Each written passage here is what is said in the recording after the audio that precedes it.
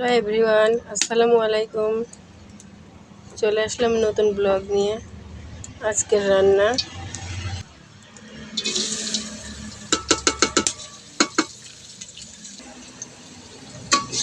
ভাজবো একটা আলু দিয়ে আর লাউয়ের খোসা। আপনারা কে কে খান কমেন্ট করে জানাবেন। এই যে আমার ফ্যামিলিতে সবাই প্রচুর পরিমাণে পছন্দ করে এই ভাজিটা। এখানে তেলের পুরে দিয়ে দিছি পেঁয়াজ, রসুন, কাঁচামরিচ, আর এখানে ফোড়ন দিয়ে দিলাম লবণ, হলুদ, জিরা, তেজপাতা ইত্যাদি।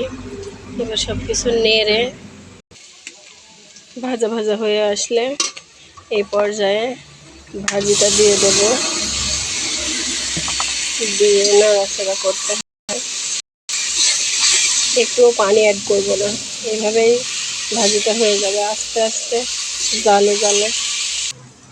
এই যে আমার ভাজির ফাইনাল লুক। আর আমি আজকে বাটা মশলায় আর একটি পদ রান্না করব।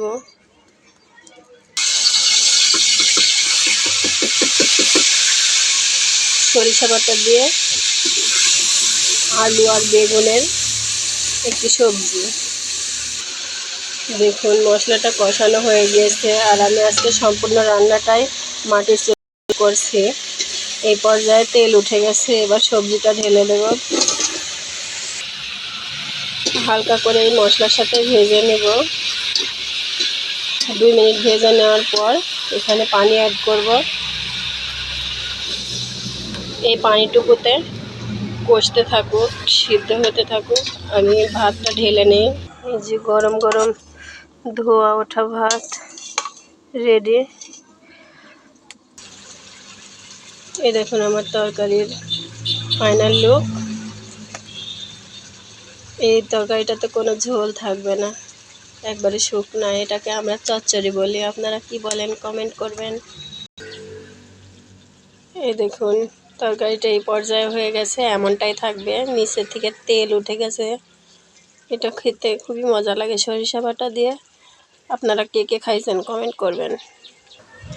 এই যে চলে আসলাম এখন খাবার থাল নিয়ে। এখন চারটি খাইয়ে নি বাপু। ভিডিও করতে করতে আর রান্না করতে করতে ক্লান্ত হয়ে গেছি, আর খুব খিদেও লেগেছে। আসসালামু আলাইকুম, বাই। আবার পরের ব্লগে দেখা হবে সবার সাথে। ভিডিওটা ভালো লাগলে একটি লাইক আর ফলো দিয়ে দিবেন প্লিজ।